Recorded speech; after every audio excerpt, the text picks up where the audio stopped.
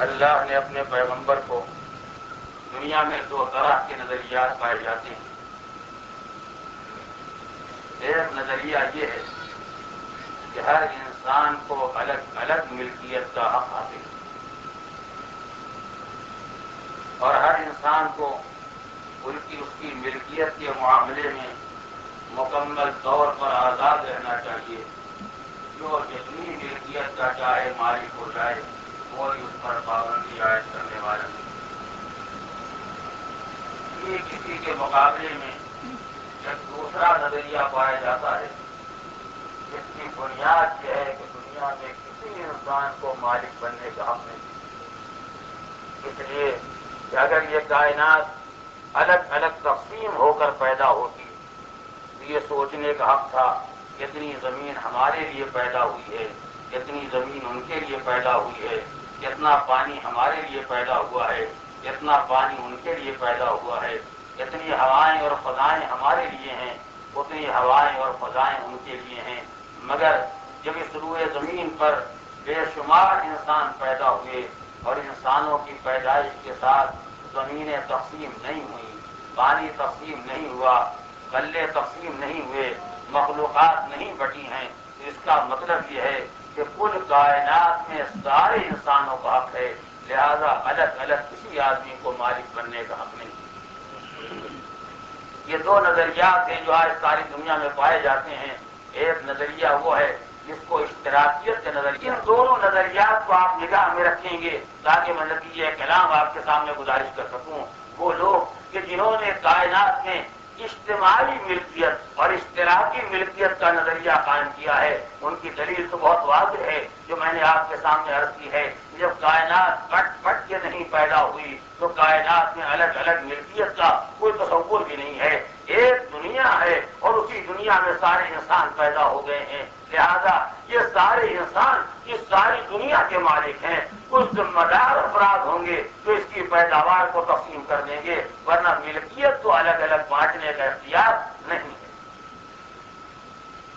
اس کے مقابلے میں جو سرمایہ دارانہ تصور ہے جو یہ کہنا چاہتا ہے کہ ہر انسان انفرادی طور پر مالک ہے اور اپنی ملکیت میں مکمل طور سے آزاد ہے, جو جتنی چاہے ملکیت فراہم کر لے, کوئی روکنے ٹوکنے والا نہیں ہے. ان کی دلیل یہ ہے کہ انسان فطری طور پر انفرادی ملکیت چاہتا ہے, کوئی اجتماعی ملکیت پر راضی نہیں, اور جو نظام فطرت سے ٹکرا جائے گا وہ کبھی کامیاب نہیں ہوگا. آپ اپنے گھر میں 4 بیٹے آتے ہیں, ظاہر ہے ایک باپ کے اولاد ہیں, ایک ماں کے شکم سے پیدا ہوئے ہیں, حقیقی بھائی ہیں, ایک خون ہے, ایک رشتہ ہے, ایک گھر کے پروردہ ہیں. مگر 4 بیٹوں کے سامنے اگر آپ 1 کلو مٹھائی لا کے رکھیں, یہ رکھی ہوئی سے کھا لو, تو ہر بچے کی فطرت یہ ہے کہ چاہتا ہے کہ اپنا حصہ اس میں سے الگ کر لیں. رکھا ہے بھائی, اگر تم کھا جاؤ گے تو تم ان کے بھائی ہو, اور اگر وہ کھا جائیں گے تو وہ تمہارے بھائی ہیں. بالآخر بھائی بھی تو کھائے گا, کوئی غیر تو کھانے والا نہیں ہے. مگر کوئی بچہ اس بات سے راضی نہیں ہے کہ مٹھائی مشترکہ ملکیت میں رہے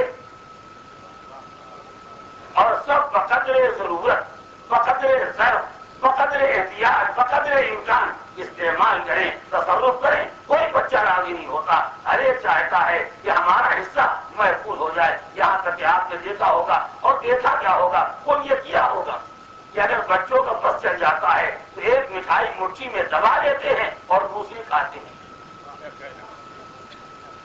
جب چاہیے آپ بچوں کے درمیان اللہ کے رکھ دیجیے, آپ کو تجربہ ہو جائے گا کہ جہاں بزرگوں کی نظر بچی تو آپ بچہ ایک تو محفوظ کرے گا, ہاتھ میں, جیب میں, مٹھی میں بچا لے گا, اور اس کے بعد جائے گا تاکہ مشترک ملکیت سے بھی فائدہ اٹھاتا رہے. اور انفرادی ملکیت بھی سلامت رہے. تو ظاہر بچے کو کتنے سکھایا ہے, یہ تو کوئی سیاستداں بھی نہیں ہے, اس سے تو بدکاری سیکھی بھی نہیں ہے, یہ تو کسی نظام کی پد کا پروردہ بھی نہیں ہے, یہ تو جانتا بھی نہیں اشتراکیت کیا ہے, یہ جانتا بھی نہیں سرمایہ داری کیا ہے. یہ تو فطرت سے ایک سبق سیکھ کے آیا ہے, اور فطرت نے اس کو یہ سبق سکھایا ہے کہ ساری کائنات مشترک نہیں, ہر ایک کا حصہ الگ الگ ہونا چاہیے. ورنہ اگر فطرت اشتراکیت پر راضی ہو جاتی تو بچہ اسی ڈبے میں مٹھائی رکھتا اور کھاتا رہتا. مگر مٹھی میں دبا لینا اس بات کی علامت ہے کہ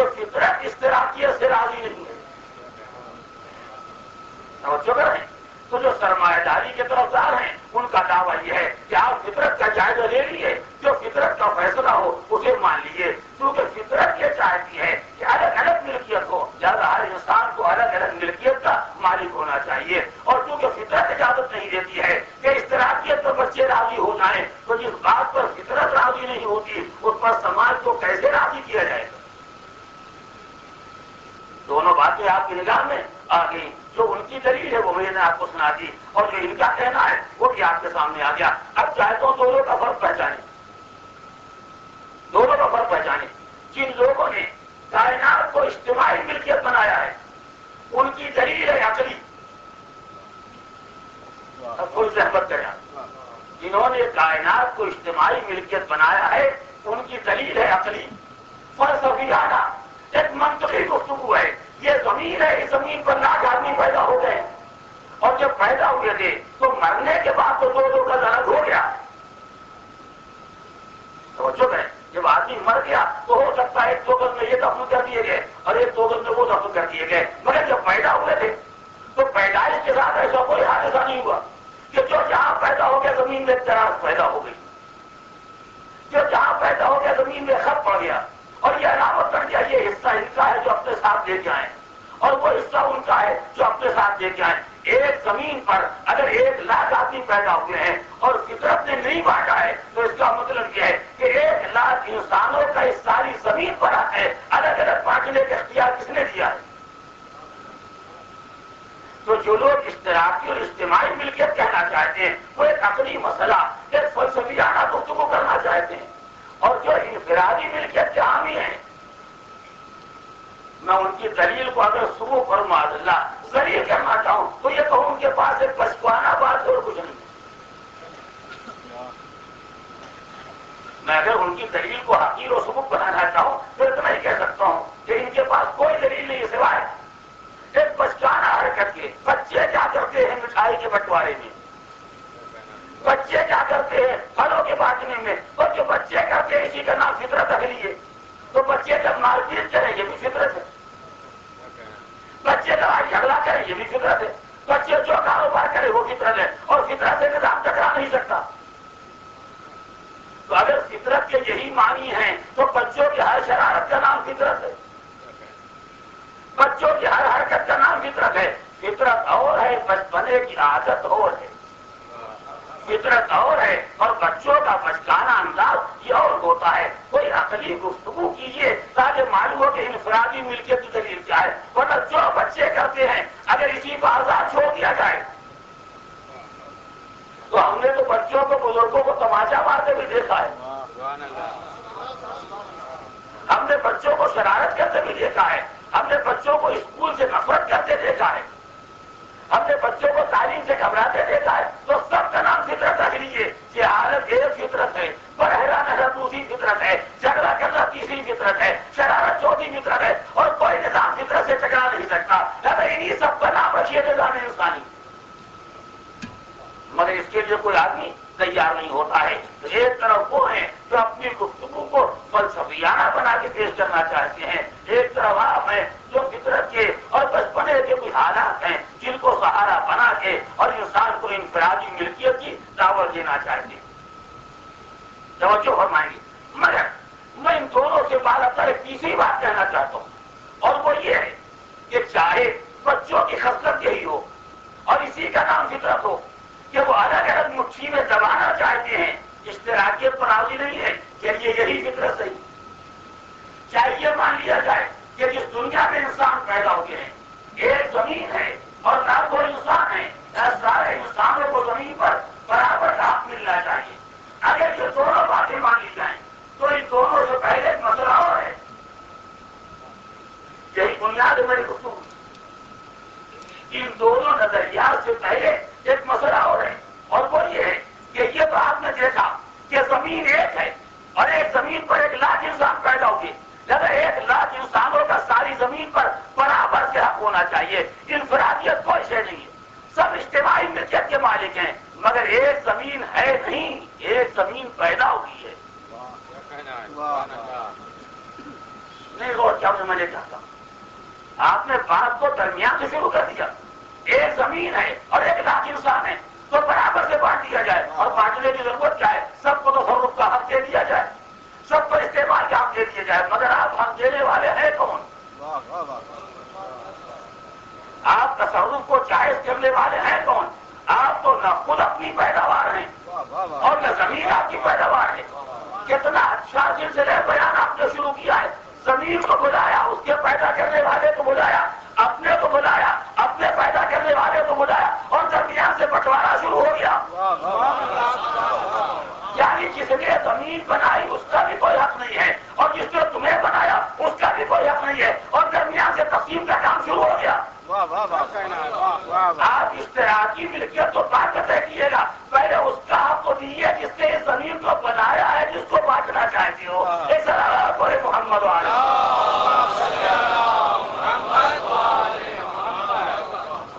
اور جو لوگ انفرادی ملکیت کے بے تحاشا طرفدار ہیں، ان سے بھی یہ کہنا ہے، ان سے بھی یہ سوال کرنا ہے، آپ نے 1 کلو مٹھائی لا کے رکھی اور بچوں کی فطرت یہ ہے کہ مٹھی میں دبا لیں، جیب میں رکھ لیں، بے شک، اور یہ علامت ہے کہ انسان انفرادی ملکیت چاہتا ہے، انسان الگ ہے ملکیت چاہتا ہے، یہ صحیح ہے، مگر کاہے کی ملکیت؟ متوجہ ہے؟ کاہے کی ملکیت؟ ہر بچہ مٹھی میں دبانا چاہتا کیا؟ وہ مٹھائی اپنے ساتھ دنیا میں لے کے آیا ہے۔ ہر بچہ پھل کو جیب میں رکھنا چاہتا، کون سا پھل؟ کوئی پھل اپنے ساتھ لے کے دنیا میں آیا تھا، وہی پھل جو باپ خرید کے لایا ہے، وہی مٹھائی جو باپ خرید کے لایا۔ کتنی حسین تقسیم آپ کی ہے۔ بچوں کی فطرت ہے کہ مٹھی میں دبا لے، جیب میں رکھ لیں، لیکن اس کا احترام ہونا چاہیے، اور اس غریب کو باپ کو نظر انداز کر دینا چاہیے جو خرید کے لایا ہے۔ یعنی اسی ظالمانہ نظام کا نام ہے عدالت، اسی ظالمانہ طریقے کا نام آپ نے رکھا ہے حق کے بشر، کہ جہاں سب کو حق دیا جائے۔ جو مٹھائی خرید کے لایا ہے اس کا کوئی حق ہی نہیں، جس نے خون پسینہ ایک کیا ہے، وہ پیسہ برآمد کیا ہے، جس سے پھل خریدے ہیں اس کا کوئی حق ہی نہیں رکھا گیا ہے۔ بس ہماری اور آپ کی گفتگو کا فرق یہ ہے کہ آپ مال لینے کے بعد بٹوارے سے بات شروع کرتے ہیں، آپ زمین کو دیکھنے کے بعد اسے بانٹنا چاہتے ہیں، آپ مٹھائی کے گھر میں آنے کے بعد اسے تقسیم کرنا چاہتے ہیں، آپ پھلوں کے قبضے میں آنے کے بعد اسے جیب میں چھڑانا چاہتے ہیں۔ ہم اسے بھی حق دینا چاہتے ہیں جس نے زمین کو بنایا ہے، جس نے پانی کو پیدا کیا ہے، جس نے فضاؤں کو خلق کیا ہے، جس نے خود مالک کو پیدا کیا ہے، جو مٹھائی لے کے آیا ہے، جس نے پھل بنائے ہیں، اس کا بھی تو کوئی حق ہونا چاہیے۔ بس دنیا کے قانون ملکیت میں اور اسلام کے قانون ملکیت میں فرق یہ ہے کہ دنیا نے پیدا کرنے والے کو بھلایا، تو جتنے مالک تھے، چاہے انفرادی ہو چاہے اجتماعی، سب کو مالک سمجھا۔ اسلام نے پیدا کرنے والے کو یاد رکھا تو کسی کو مالک نہیں سمجھا، ہر ایک کو مالک کا نائب سمجھا۔ پڑے محمد والے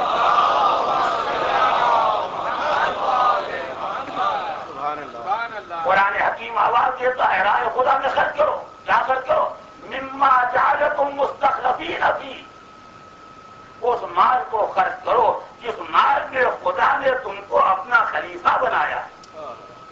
آپ سب خلیفہ ہیں، ہاں گھبرائے نہیں، ہم خلافت سے محروم نہیں ہیں، ہم سب خلیفہ ہیں، آپ سب خلیفہ ہیں۔ اب آپس میں نمبر بانٹ لیجیے گا، میں جھگڑے کو نہیں اٹھانا چاہتا، مگر ہر بشر، ہر مخلوق، ہر انسان، ہر صاحب عقل سب خلیفۃ اللہ ہیں، مگر چاہے میں مال خدا کو خرچ کرنے میں، دنیا پر حکومت کرنے میں وہ خلافت اور ہے۔ وہ خلافت جو اقتدار کے لیے ہوتی ہے، جو حکومت کے لیے ہوتی وہ اور ہے۔ ہم سب کو پروردگار عالم نے اپنا نائب قرار دیا ہے، کاہے کے لیے؟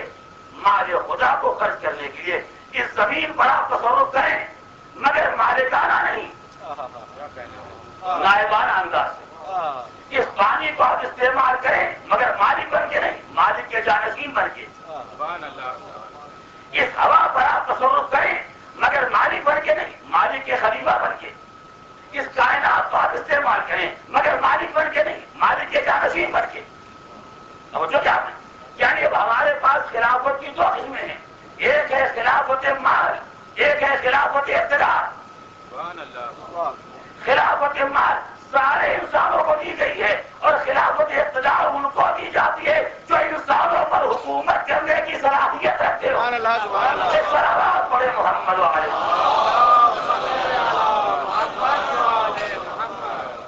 اسی لیے اگر آپ علمی ذوق رکھتے ہیں تو میں ایک لفظ آپ کے حوالے کرتا ہوں، غور کیجیے گا اور اس کے فرق کو پہچانیے گا. یہی وجہ ہے کہ جن کو پروردگار عالم نے خلافت اقتدار دی تھی ان کے لیے کہا انی جاعل فی الارض خلیفہ، میں روئے زمین پر خلیفہ بنانے والا ہوں، میں روئے زمین پر اپنا جانشین بنانے والا ہوں. اور جن کو مالیات میں اپنا نائب بنایا ہے مما جعلکم مستخلفین فیہ، تمہیں مستخلف بنایا گیا ہے، خلیفہ نہیں بنایا گیا.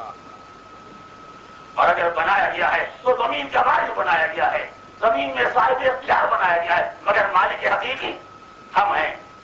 تو ہماری اور ساری دنیا میں جہاں جہاں حق کے ملکیت کی گفتگو ہوتی ہے، ہمارے اور ان کے درمیان ایک بنیادی فرق یہ ہے کہ وہ حق کے ملکیت کو یوں تقسیم کرتے ہیں کہ مالک حقیقی کو نظر انداز کر دیتے ہیں.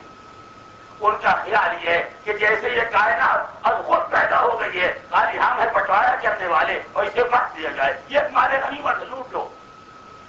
لیکن اسلام یہ سمجھانا چاہتا ہے کہ کائنات کے جو کچھ ہے سب پروردگار کا ہے، اس کا بنایا ہوا ہے، اس کا پیدا کیا ہوا ہے، اور کائنات اس کی مخلوق ہے. لہذا ہر بٹوارے سے پہلے اسے یاد رکھنا، توجہ کریں، اسے یاد رکھنا.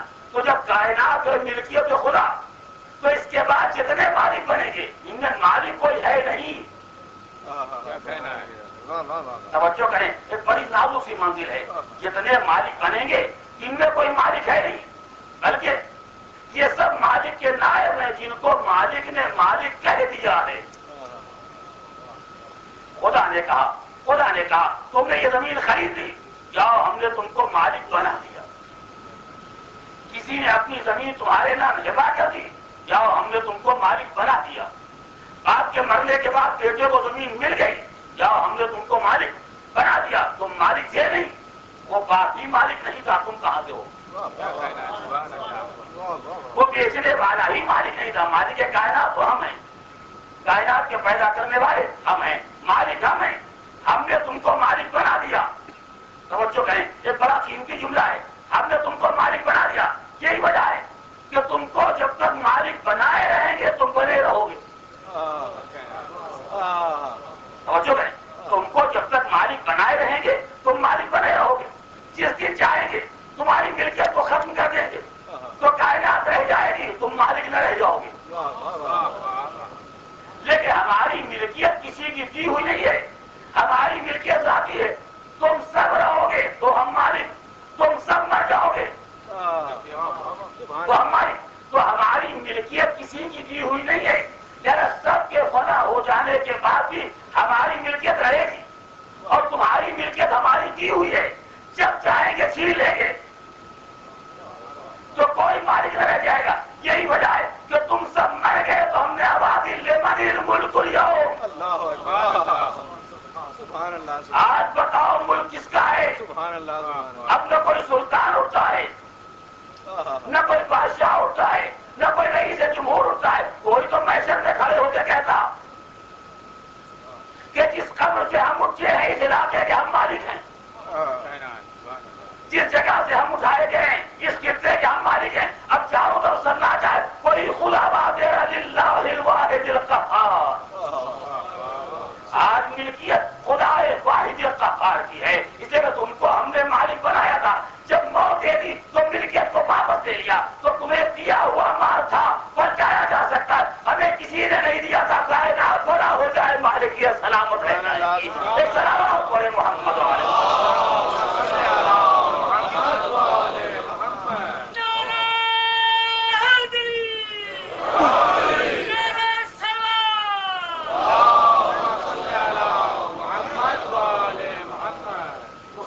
مسائل ملکیت اور ہر حق سے ملکیت سے پہلے اس مالک حقیقی کے حق کو پہچانیے جو واقعاً کائنات کا مالک ہے، جس نے اپنے بندوں کو مالک بنایا ہے. اور یہ اس کا کرم ہے، یہ اس کی مہربانی ہے، یہ اس کا فضل و احسان ہے تو اس نے ہم کو مالک کہہ دیا. ورنہ ہم کیا ہیں؟ ہم تو خود اپنے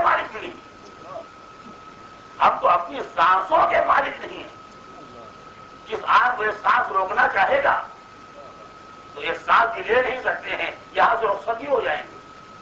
تو جو اتنا کمزور ہو، جو اتنا ناتواں ہو، جو اتنا ضعیف ہو، ایک سانس کا مالک نہ ہو، وہ کہتا ہم 50 ایکڑ زمین کے مالک ہیں۔ اور جو ہم نے اعلان کیا ہم 100 ایکڑ زمین کے مالک ہیں، تو زمین لے کر گھبرائیے نہیں، وقت کا انتظار کیجیے۔ ابھی تو ہم نے اپنے سر پر جگہ دی ہے تو مالک بنے ہو۔ ابھی تو ہم نے اپنے سر پر جگہ دے دی ہے تو مالک بنے ہو، اور آ کر کے چل رہے ہو، ذرا میری گودی میں تو آ جاؤ، ذرا میری آگوش میں تو آ جاؤ، تب میں پوچھوں گی مالک کون ہے، تب میں پوچھوں گی صاحب اختیار کون ہے۔ جب میری آگوش میں آ جاؤ گے تو میں تمہیں پیس کے سرما بنا دوں گی، تم تو یہ کہنے کے لیے قابل نہ رہ جاؤ گے کہ میں مالک تھا۔ نہیں توجہ کیا آپ نے؟ کیا عبرتناک منظر ہے فشار قبر کا۔ جو روایات میں کہا گیا ہے کہ انسان قبر میں چلا جائے تو قبر میں فشار ہوتا ہے۔ فشار قبر کے معنی کیا ہے؟ یہ قبر کے دونوں حصے آپس میں اس طرح ملتے ہیں کہ انسان کے جسم کی ہڈیاں ریزہ ریزہ ہو جائیں۔ یہ زمین کوئی مرمت کرنے والی نہیں ہے کہ آپ اپنے دور میں رئیس جمہور تھے یا وزیر اعظم، یہ زمین کوئی مرمت کرنے والی نہیں ہے آپ بادشاہ وقت تھے یا فقیر محض تھے۔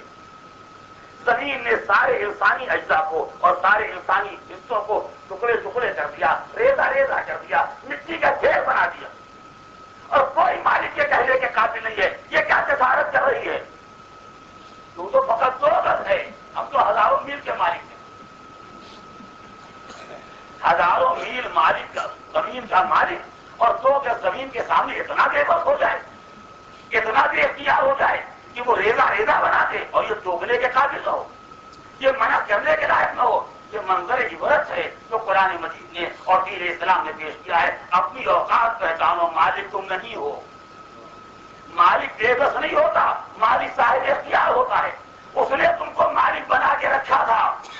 اگر تم نے مالکیت کی قدر کی ہوتی،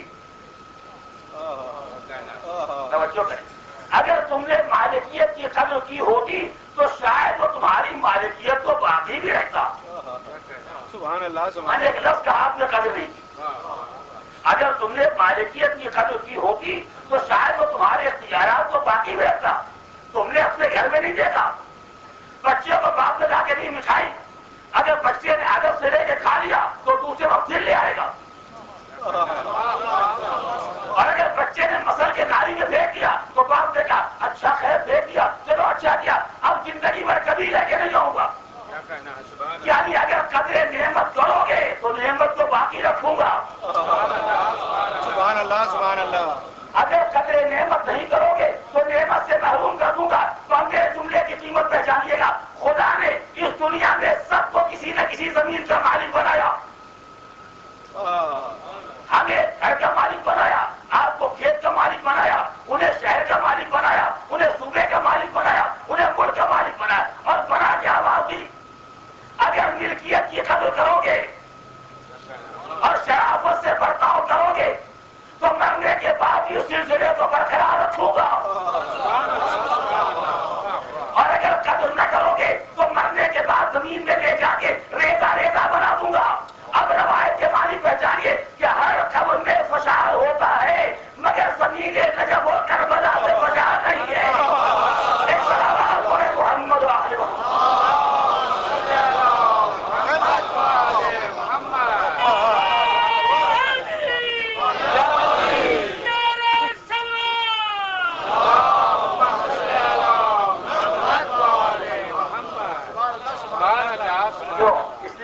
اللہ نے صاحب اختیار بنایا تھا، جب انہوں نے اس ملکیت کی قدر کی ہے، اس ملکیت کا احترام کیا ہے، اور احترام ملکیت کیا ہے؟ جس نے دیا ہے اسی کی راہ میں لوٹا دیا جائے، یہی احترام ہے۔ جس نے دیا ہے اسی کی راہ میں خرچ کر دیا جائے۔ جن بندوں نے یہ طریقہ کار اختیار کیا، خدا نے مرنے کے بعد بھی ان کے اختیارات کو برقرار رکھا، ان کے اختیارات کو سلامت رکھا، اور یہ قرآن آواز دے رہا تھا، خبردار میری راہ کے شہیدوں کو مردہ نہ سمجھنا۔ تو یاد رکھو، جو حیات کا صحیح مصرف نہیں کرتے ان سے زندگی چھین لیا کرتا ہوں، اور جو میری ہی راہ میں قربان کرتے تھے انہیں دوبارہ دے دیا کرتا ہوں۔ ایک صلوات پڑھے محمد والے۔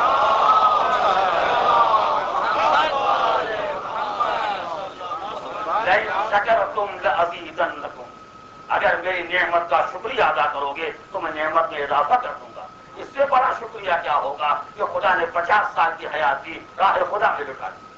خدا نے 60 سال کی زندگی دی، راہ خدا میں لٹا دی۔ خدا نے 18 سال کی حیات دی، راہ خدا میں لٹا دی۔ خدا نے 6 مہینے کی زندگی دی، راہ خدا میں لٹا دی۔ اور خدا آواز دے رہا ہے اگر تم شکریہ ادا کرو گے میں اضافہ کر دوں گا۔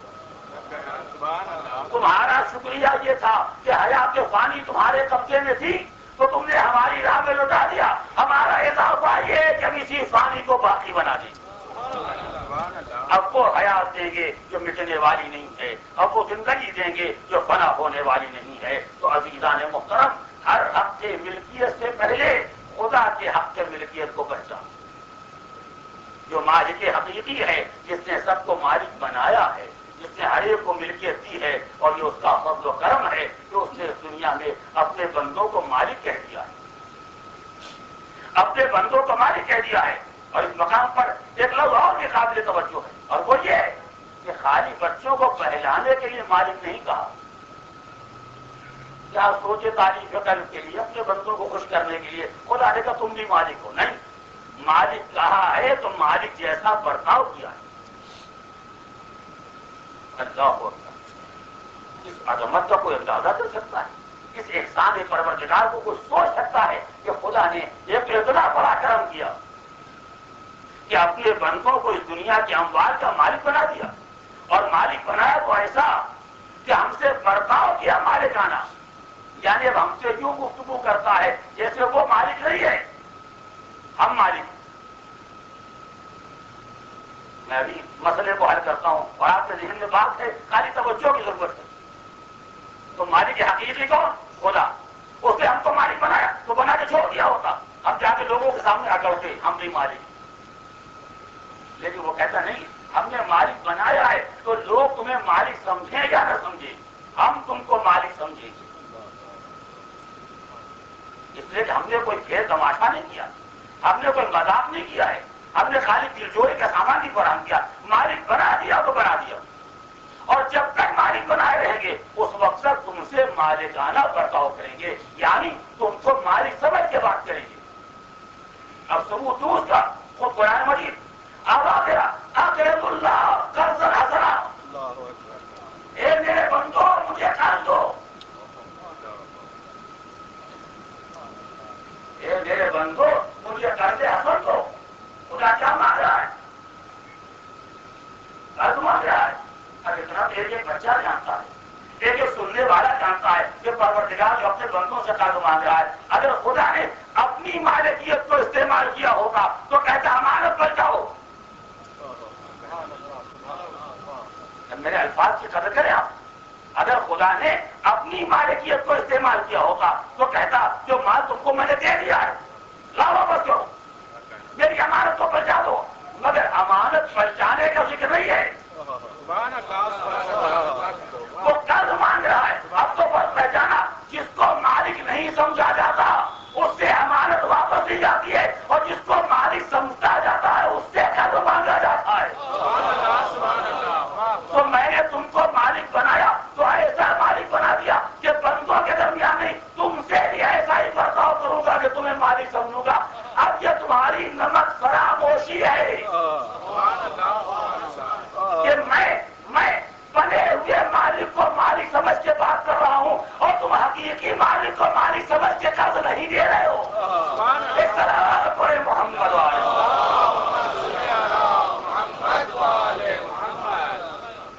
کو مالک بنایا گیا ہے، اور میں تم سے ایسی گفتگو کر رہا ہوں جیسے تم واقعی مالک ہو، اور میں واقعی مالک ہوں، اور تم میری بات سنتے بھی نہیں ہو، مجھے قرض دینے کے لیے تیار نہیں، مجھے میرا حق دینے کے لیے تیار نہیں۔ اب سوچو کتنا بڑا کریم میں ہوں، کتنے بڑے ذلیل تم، کتنے بڑے لئیم اور خسیس تم ہو کہ میں تم سے قرض کہہ کے مانگتا ہوں اور پھر نہیں لیتے ہو۔ میں امانت کہہ کے واپس نہیں مانگتا، میں تم سے قرض کہہ کے مانگتا ہوں۔ اور ایک مسئلہ بھی پہچانے، مالک بنایا تو مالکانہ برتاؤ کیا، مانگا تو امانت کی واپسی کہہ کے نہیں مانگا بلکہ قرض کہہ کے مانگا، یعنی ایک نیا امتحان ہے۔ ہر بات نظر توجہ کریں، یہ بندوں کا ایک نیا امتحان ہے۔ لوگ ان کو مالک بنایا سمجھا, مالک سمجھا تو چندہ نہیں مانگا. تو مالک سمجھا تو چندہ نہیں مانگا ہے بلکہ قرض مانگا ہے. اتنا تو تم بھی جانتے ہو جو چندہ لیتا ہے وہ واپس نہیں کرتا.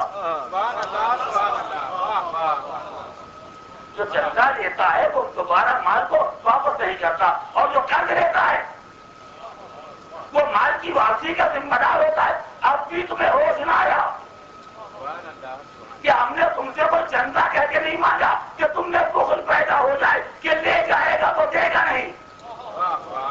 ہم نے قرض کہہ کے مانگا ہے تاکہ یہ اطمینان رہے کہ اگر میری راہ میں دے دو گے تو محروم نہیں ہو جاؤ گا, دوبارہ پھر واپس کروں گا. مالک بنایا, قرض کہہ کے مانگا, واپسی کا وعدہ کیا, اس کے بعد اگر دینے کے لیے تیار ہو گئے تو اس کے معنی کے کائنات پر ایمان ہے, رب کے کائنات پر ایمان نہیں ہے. بڑے محمد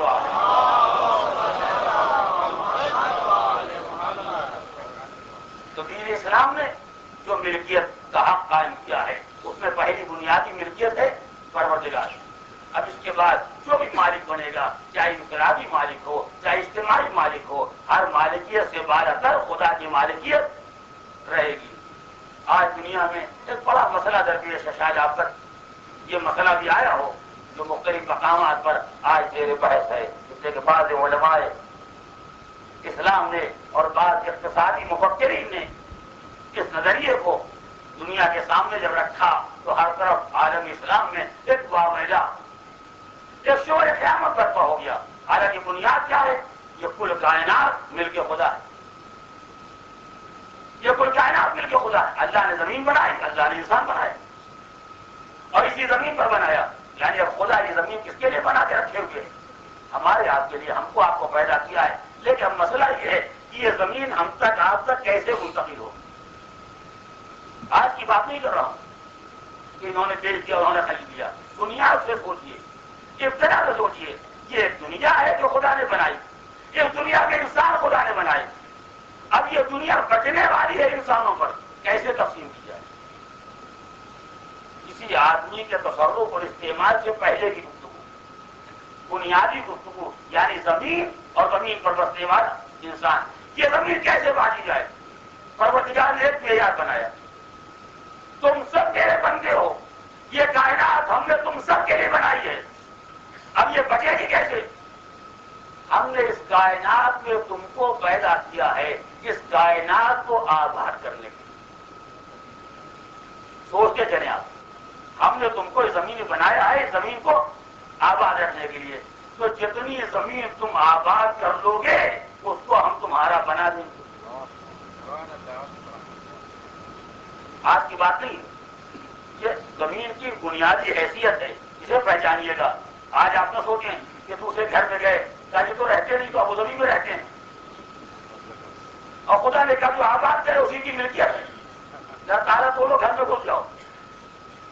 نہیں, یہ مکان کی گفتگو نہیں ہے, یہ بنیادی طور پر زمین کی گفتگو ہے کہ زمین بنی اور زمین پر خدا نے انسان بنائے, اور اس پوری زمین کو سارے انسانوں کے لیے بنایا. تو بنیادی طور پر ملکیت پیدا کہاں سے ہوگی؟ خدا نے کہا یہ زمین ہم نے تمہارے لیے بنائی ہے, تم جتنے حصے زمین کو آباد کر لو گے اس کو ہم تمہارا بنا دیں گے. مگر محنت کرو, مشقت کرو, زحمت برداشت کرو, کرائے پر کام نہیں ہوگا. سوچے آپ, کرائے پر کام نہیں ہوگا, محنت کرو. جتنی زمین تم آباد کر لو گے وہ تمہاری. بنیادی طور پر اسلام میں زمین کی ملکیت کا قانون یہ ہے کہ خدا نے زمین کو پیدا کرنے کے بعد انسانوں کو صاحب اختیار بنا دیا. جو جتنی زمین کو آباد کر لے گا ہم اتنی زمین کا صاحب حق اسے بنا دیں گے. اس لیے کہ ہم نے تم کو بنایا اسی لیے کہ دنیا میں آباد ہو. تم آباد کر لو گے تمہارا بنا دیں گے, وہ آباد کریں گے ان کا بنا دیں گے. تو چونکہ زمین کی ہماری, توجہ ہے, زمین کی ہماری, ہم نے تمہیں کیوں دیا؟ تاکہ زمین کو آباد کرو. تو آباد کر لو گے تمہاری ہو جائے گی. جب تک آباد رکھو گے تمہاری رہے گی. اس کے بعد تم جا کے سو جاؤ اور کہا تو یہ ہماری ہو چکی.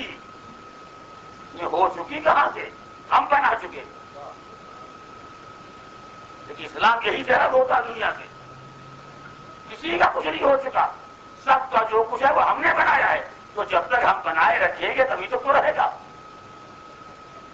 ہم نہیں بنانا چاہیں گے تو تم مالک نہیں رہ سکتے ہو. ہم نے تم سے کہا آباد کرو, تمہارا ہے. تم نے آباد کیا, تمہاری.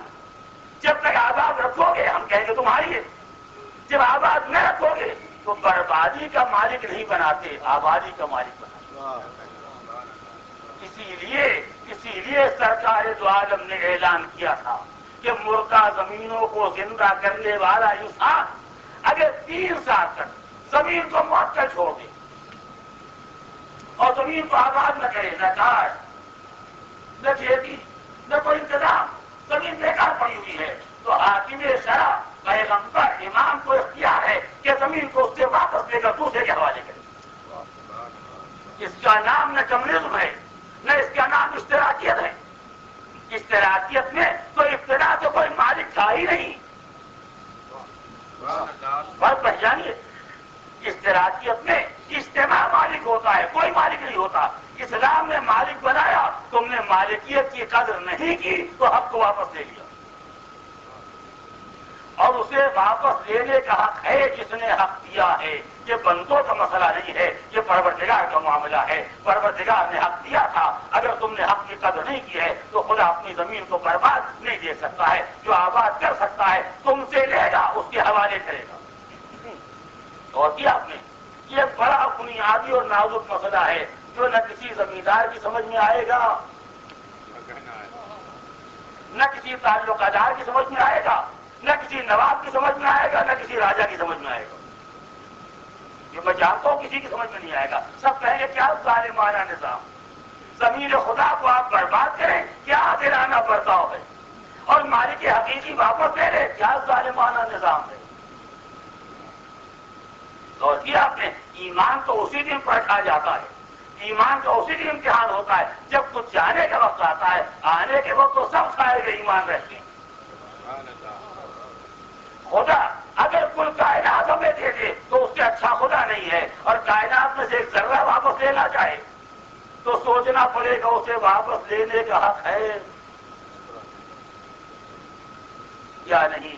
دیتے وقت کوئی نہیں سوچ رہا تھا اسے اتنا ہم کو دینے کا حق تھا یا نہیں. اب گفتگو کو مختصر کر رہا ہوں, ایک جملہ پہچانیے گا. ہماری ضرورت کیا ہے, کسی کے گھر میں دعوت دے دے, دعوت کی مثال اس لیے دے رہا ہوں کہ وہاں ہم تو زیادہ کھا سکتا ہے. کسی کے گھر میں دعوت میں گئے, اس نے 5 روٹیاں لا کے سامنے رکھی معزز مہمان کے لیے, ایک کے بعد 2, 2 کے بعد 3 آگے. اس نے کہا جناب یہ تو ہم نے آپ کے لیے تیار کری, تو آپ کو کھانا ہی پڑیں گی. بھائی نہیں کھا سکتے ہو, کہ نہیں کیا مطلب, آپ کے لیے بنائی ہے, پیسہ خرچ کیا ہے, آپ کا پیسہ نہیں, کھانا پڑے گا, نہیں کھا سکتے. اس کا مطلب کیا ہوا کہ ہماری ضرورت کل 3 روٹیاں ہیں. جب 5 مفت کی مل رہی ہو اور نہ کھائے تو اس کا مطلب یہ ہے کہ ہماری ضرورت 5 روٹیوں کی نہیں ہے, 1, 2, 3 اس کے آگے کون کھا سکتا ہے. یہ ہماری کل ضرورت ہے. ایک صاحب گھر سے نکلے مسجد میں جا رہے ہیں, کپڑے پہنے, کرتا پہنا, پائجامہ پہنا, شیروانی پہنی, جو جس کے لباس ہے پہن کے چلنے لگے. ہم دروازے پہنچے, ارے ہم نے کہا ہم تو آپ کے لیے جوڑا کپڑا لائے تھے, کہ رکھیے کل پہنیں گے. ہم نے کہا نہیں ہم تو آج کے لیے جائیں گے. اب آج تو پہن چکے, اسی پر پہن لیجیے. سبحان اللہ, سبحان اللہ. جو پہن لیا ہے کرتے و کرتا پہن لیجیے, شلوار پر شلوار پہن لیجیے, کیا پریشانی ہے, کوئی ہوتا تو نہیں جائے گا. سب بھائی کرنے کے مارے یوں ہی مرے جا رہے, ایک ہی زیادہ معلوم ہو رہا ہے. اس کا مطلب کیا ہے کہ مفت بھی مل جائے تو انسان ضرورت سے زیادہ استعمال نہیں کرتا. قدرت آبادی پہچانو, 2 جوڑے بھی زیادہ ہیں. سبحان اللہ, سبحان اللہ. نہیں اور کیا, 2 جوڑے بھی اگر تم کو دے دیے جائیں تو یہ زیادہ ہے. اس لیے کہ تم نہیں پہن سکتے ہو, ایک ہی پہنو گے, دوسرا نہیں پہن سکتے ہو. دوسرا کب پہنو گے, جب یہ اتر جائے.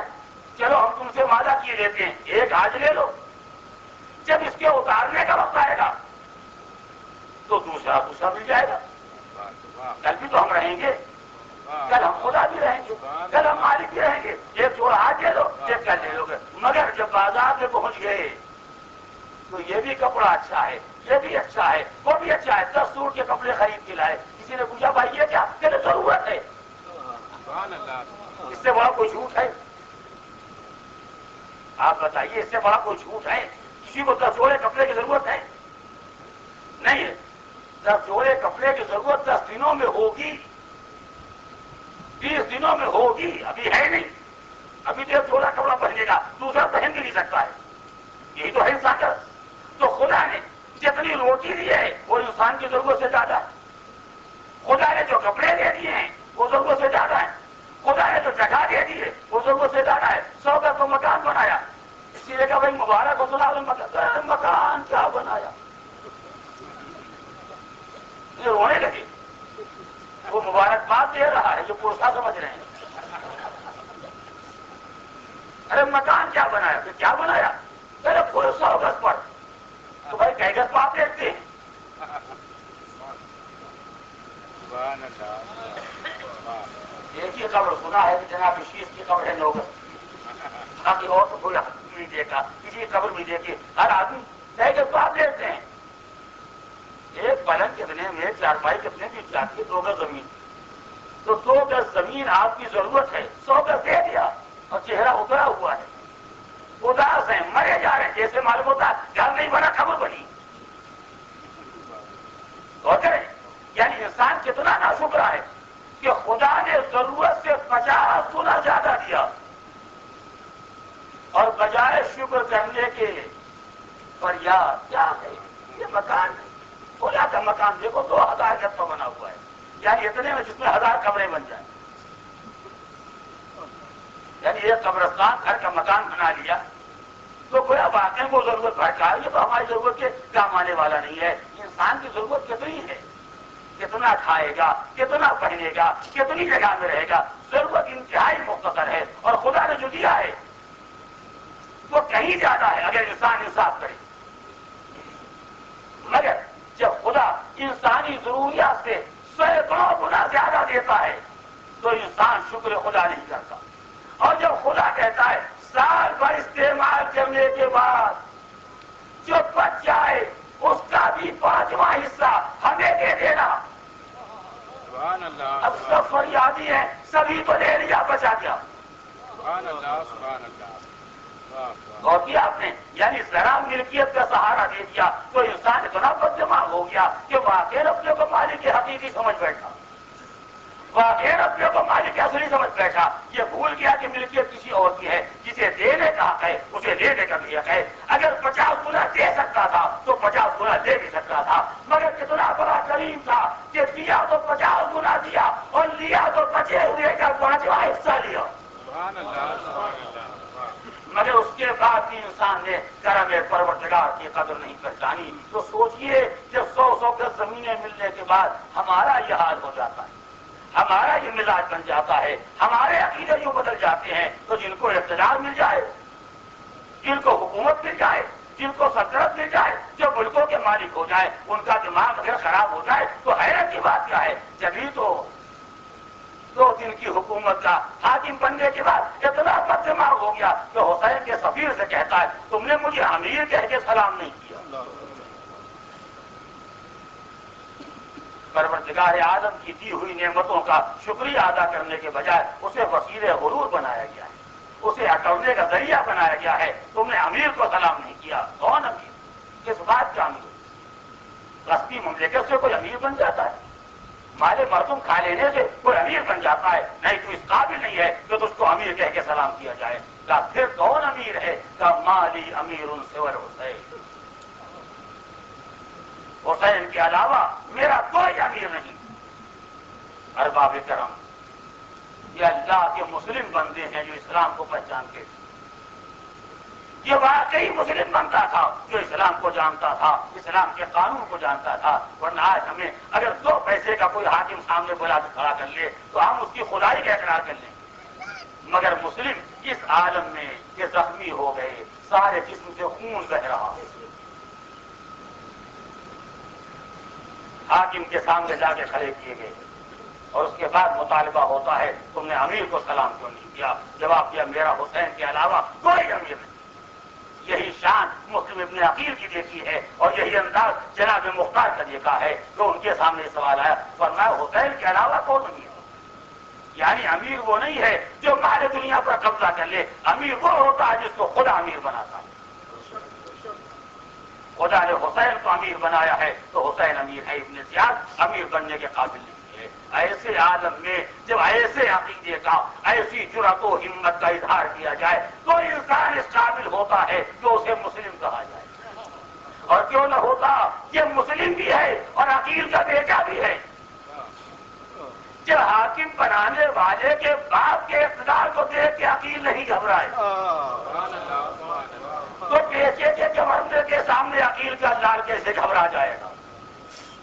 جو ایمان ہے وہ اپنے مقام پر صارف ہے، جو عقیدہ ہے اس میں فرق آنے والا نہیں ہے۔ اتنے مسائل کھیلنے کے بعد بھی مسلم کا ایمان، مسلم کا عقیدہ اسی منزل پر ہے۔ جو مالک ہے وہ مالک کہا جائے گا، جو غاصب ہے وہ غاصب کہا جائے گا۔ خدا نے حسین کو مالک بنایا ہے، وہ میرا امیر ہے، تجھے مالک نہیں بنایا، تو اس قابل نہیں ہے کہ تجھے امیر کہہ کے سلام کیا جائے۔ یہ اس وقت ہے جب مسلم سارے مسائل کی منزلوں سے گزر چکے ہیں۔ بس میں بیان کو آخری مرحلے تک لے آیا، آپ کے ذہن متوجہ ہیں تو میں ایک لفظ کہنا چاہتا ہوں۔ جب مسلم کے ہاتھوں پر 18,000 افراد نے بیعت، جب مسلم کے پیچھے ہزاروں انسان نماز پڑھنے والے اکٹھا ہوئے، اس وقت اگر مسلم کہہ دیتے کہ میں ابن زیاد کو کچھ نہیں سمجھتا، اس وقت کہہ دیتے کہ میں شام کے حاکم کو کچھ نہیں سمجھتا، تو کمال ایمان کا اندازہ نہ ہوتا۔ جب اس عالم غربت سے گزر رہے ہیں کہ مسجد سے باہر نکلے، مڑ کے دیکھا تو کوئی نظر نہیں، سہارا دینے والا کون ہوگا، امداد کرنے والا کون ہوگا، مددگار کون ہوگا؟ کوئی کوفے میں گلیوں کا راستہ بتانے والا نہیں، کوئی اتنی جرأت نہیں کرتا کہ مسلم کو گلیوں کا راستہ بتا دے، کہیں ایسا نہ ہو کہ حاکم وقت کو خبر ہو جائے اور ہم پر کوئی عتاب نازل ہو جائے۔ جناب مسلم رات کا ہنگام، نماز عشاء کے بعد کا وقت، کوفے کی گلیوں میں راستہ ڈھونڈتے ہوئے چلے جا رہے ہیں۔ ایک دروازے پر تھک کے بیٹھ گئے، دیکھا ایک ضعیفہ دروازے پر کھڑی ہوئی ہے۔ ضعیفہ نے پوچھا اے آنے والے، تم میرے دروازے پر کیوں بیٹھی ہے؟ تو میرے دروازے پر کیوں بیٹھ گیا؟ کہا میرا کوئی مقصد نہیں سوائے اس کے کہ میں پیاسا ہوں، اگر ممکن ہو تو مجھے تھوڑا سا پانی پلا دے، بس یہ سننا تھا۔ وہ ضعیفہ دوڑ کے گھر کے اندر گئی، پانی لے آئی، مسلم کے حوالے کیا، مسلم نے پانی دیا، شکر خدا بجا لائے، پھر بیٹھ گئے۔ مومنہ گھر کے اندر گئی، پیالے کو رکھ کے، جام کو رکھ کے واپس آئی، دیکھا وہ جوان ابھی بیٹھا ہوا ہے۔ کہا تم نے پانی کے لیے کہا تھا، میں نے پانی پلا دیا، اب تو سیراب ہو گئے، اگر پیاس مزید باقی ہو تو میں اور پانی لے آؤں۔ پانی میں سیراب ہو گیا تھا، جب پانی کے لیے ٹھہرے تھے پانی مل گیا، اب اپنے گھر چلے جاؤ، اب اپنے گھر چلے جاؤ۔ کوئی جواب نہ دیا۔ تھوڑی دیر کے بعد اس نے پھر کہا اے بندے خدا، اپنے گھر کیوں نہیں جاتا؟ کوئی جواب نہ ملا۔ آخر کار اس نے کہا اے بندے خدا، کیا تجھے نہیں معلوم ہے کہ کوفے کے حالات بہت پرآشوب ہیں، زمانہ بڑا خراب ہے، کسی انسان کا دوسرے کے دروازے پر رات کے وقت بیٹھنا اچھا نہیں ہوتا ہے، میں بار بار سمجھا رہی ہوں، تو اپنے گھر کیوں نہیں چلا جاتا؟ ایک مرتبہ سر جھکا کے کہا اے مومنہ، اگر کسی کا سر نہ ہو تو کہاں سے؟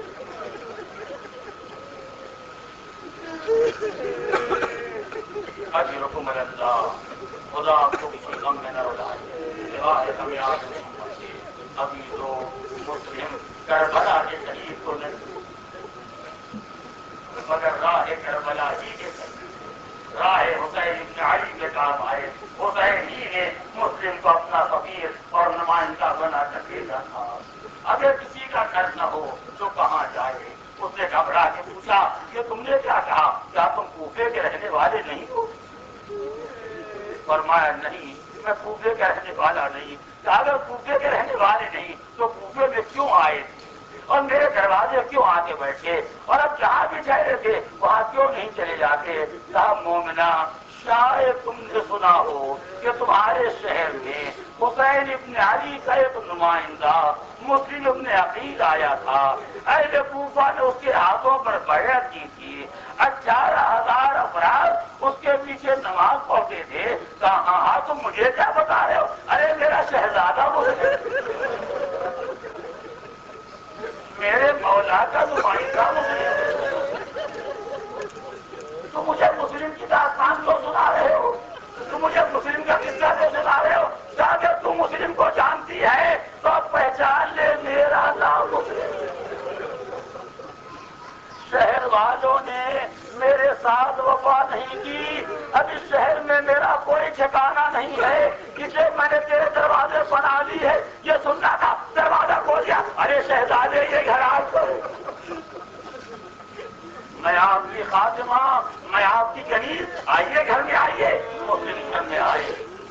گھر میں آئے مسلح بچھا دیا. عبادت الہی میں مصروف ہو گئے. ادھر تلاش کرنے والا جو صبح سے مسلم کو تلاش کر رہا ہے کہ حاکم کے سامنے پیش کرے تو انعام مل جائے گا. اب جو گھر میں داخل ہوا تو مومنہ نے پوچھا وہ اب تک کہاں رہ گیا تھا؟ صبح سے غائب ہو گیا اب آیا ہے. کیا تجھے نہیں معلوم ہے؟ تجھے نہیں معلوم ہے کہ حاکم سے بغاوت کرنے والا مسلم حاکم کو مل نہیں رہا ہے اور حاکم نے اعلان کر دیا ہے جو گرفتار کر کے لائے گا اسے بڑا انعام دیا جائے گا. میں صبح سے اسی مسلم کو تلاش کر رہا ہوں. بس یہ سننا تھا مومنہ کا دل لڑکنے لگا. اگر اس ظالم نے پہچان لیا تو کیا ہوگا؟ اگر اس ظالم کو معلوم ہو گیا تو کیا ہوگا؟ بالآخر آثار سے طریقہ کار سے یہ کون ہے جس کی آواز کانوں میں آ رہی ہے؟ یہ کون ہے جو ساری رات گزری جا رہی ہے اور مسلح نہیں چھوڑتا؟ عبادت الہی میں رات گزار رہا ہے. مومنہ نے اعتماد کرتے ہوئے کہا آج میرا مقدر کھل گیا. آج میری قسمت کے ستارہ اور پر آ گیا. کیا بتا تو بات کیا ہے؟ کیا بات یہ ہے کہ میرے مولا حسین کا سفیر میرے مولا حسین کا نمائندہ آج میرے گھر میں آیا. جب اس کے قدم آ جائیں تو اس سے بڑی برکت کیا ہو سکتی ہے؟ تو یہ سننا تھا. دروازہ کھول کے باہر نکل گیا اور جا کے حکومت وقت کو اطلاع دی. جس کو تلاش کیا جا رہا ہے وہ تو میرے گھر میں بنا لیے ہوئے ہے. ادھر خبر ملی 500 سپاہی اکٹھا ہوئی. 500 کی فوج اکٹھا ہوئی مسلم کو گرفتار کرنے کے لیے. ادھر سے فوج چلی. مسلم صبح کی نماز ادا کر کے مسلح پر بیٹھے ہوئے تعقیبات پڑھ رہے ہیں. کانوں میں گھوڑوں کے ٹاپوں کی آواز آئی. بس اربا بیٹھا بیان آخری منزل تک آ گیا. کانوں میں گھوڑوں کے چاپوں کی آواز آئی. مسلم نے مسلح لپیٹ دیا. اٹھ کے کھڑے ہو گئے. سوالے کا شہزادے کیا ارادہ ہے؟ کیا سنتی نہیں ہے لشکر آ رہا ہے؟ سنتی نہیں ہے کہ فوج آ رہی ہے؟ گھوڑوں کے چاپوں کی آواز میرے کانوں میں آ رہی ہے. میں سمجھ گیا یہ لشکر میری گرفتاری کے لیے آیا. میں سمجھ گیا یہ فوج مجھے گرفتار کرنے کے لیے آ رہی ہے. کیا شہزادے تو گھر میں بیٹھو، یہ جگہ محفوظ ہے، یہاں کوئی نہ آ سکے گا. گاڑی دروازہ کھول دے میں باہر نکل جاؤں. ارے شہزادے یہ کیا فرما رہے ہیں؟ کیا دروازہ کھول دے میں باہر نکل جاؤں؟ میں نہیں چاہتا کہ میری تلاش میں نامحرم تیرے گھر میں داخل. میں بنی ہاشم کا شیر ہوں.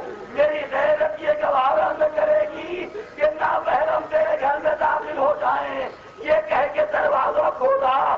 گھر کے باہر نکل آئے. ابھی جو جی چاہتا فریاد کروں مسلم. آپ کی غیرت گوارا نہیں کرتی کہ نامحرم تو آگے گھر میں داخل ہو جائے. ارے آپ عصر کے انجام کربلا میں ہوتے تو دیکھتے خیموں میں آگ لگی ہوئی ہے. اشیاء کر رانا خیموں میں داخل ہو رہے. شہزادیوں کی چادریں حضرت عمر صاحب مسلم کوفے کی گلیوں میں آئے. جہاد کا سلسلہ شروع ہوا. یہاں تک کہ مکر و دغا سے گرفتار کیا گیا، حاکم کے سامنے پیش کیا گیا. پھر وہی مسئلہ سامنے آیا. مسلم نے کہا میں پیاسا ہوں، میں پیاسا ہوں. ظالم نے حکم دیا، پانی سامنے لایا گیا مگر ہونٹ ایسے زخمی ہو گئے تھے، جیسے لبوں سے پیالے کو لگانا چاہا ایسا خون بہا، یہ پانی خون سے مل گیا۔ ظاہر ایسا پانی مسلم نہیں پی سکتے، کیا میں آپ کو اٹھا کے رکھ دیا، ایسا لگتا ہے اب میرے مقدر میں پانی نہیں، اب میرے مقدر میں پانی نہیں ہے، میں اس پانی کو نہیں پی سکتا۔ ہاں مسلم، تم کیسے پیو گے، یہ تمہاری وفا کے خلاف ہے۔ مسلم، وقت آخر آ گیا، پانی کا پینا تم حسین کے نمائندے ہو۔ مسلم کی وفا ناز کر رہی ہے، ارے میں نے وقت آخر پانی نہیں پیا اس لیے کہ میرا مولا اجرکم اللہ۔ مسلم نے وصیتوں کا سلسلہ شروع کیا، آخر میں حاکم نے حکم دیا، بس آخری فکرہ ہے، حکم دیا انہیں پشتے بام پر لے جایا جائے، ان کا گلا کاٹ دیا جائے اور لاش کو پشتے بام سے زمین پر پھینک دیا جائے، پیروں میں رسی باندھ کے کوفے کی گلیوں میں لاش کو رکھ دیا جائے۔ لوگ مسلم پشتے بام پر لے جائے گئے۔ بس ادادارو، آخری مرحلہ ہے کہ اللہ سامنے آیا، سر کٹنے کا وقت آ گیا، کیا ظالم اتنی اجازت دے دے کہ 2 رکعت نماز پڑھ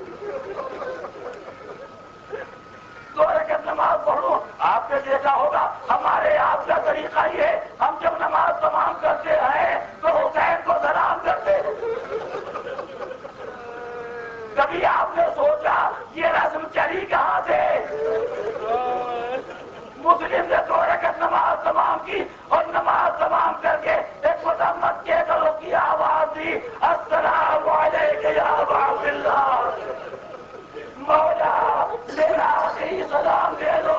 آپ کا جانے والا رخصت ہو رہا ہے، گردن سے جدا ہوا، لاش کوفے کی گلیوں میں پھینکی جا رہی ہے۔ حسین سفر میں ہے، کوفے کے آنے والے دکھائی دیے، اے بھائی جو تمہارے پاس میرے بھائی مسلم کی کوئی خبر ہے، کہانت کے لیے تو بتائیں،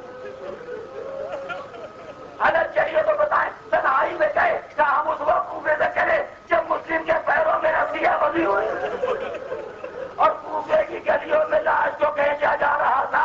حسین پلٹ کے گھر جائے، ایک بہن ذرا یتیم میں مسلم کو بلاؤ، بچی کو بلایا، سر پکڑنے کے وقت دینا شروع کیا، بچی نے کیا بولا، ارے میرے بابا کی خیر تو ہے،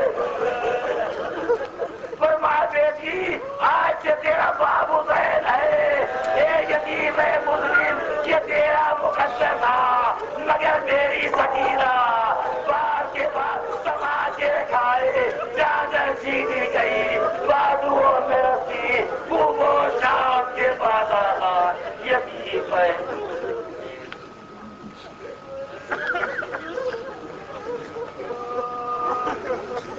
سيعلم الذين ظلموا أي منقلب ينقلبون إنا لله وإنا إليه راجعون إلهي بحق الزهراء وأبيها وبعلها وبنيها بار العاج جملہ مومنین کو اعمال صالحہ کی توفیق عطا فرما، جو بیمار وقت بیمار کربلا انہیں شفاء کامل و عاجل عطا فرما، جو مشتاق حج و زیارات انہیں حج و زیارات سے مشرف فرما، پرچم اسلام کو سربلند فرما، پرچم کفر و شرک و نفاق کو سرنگو فرما، ظہور امام نے تعجیل فرما، ہمیں ان کے اصحاب و انصار و عوام میں شمار فرما۔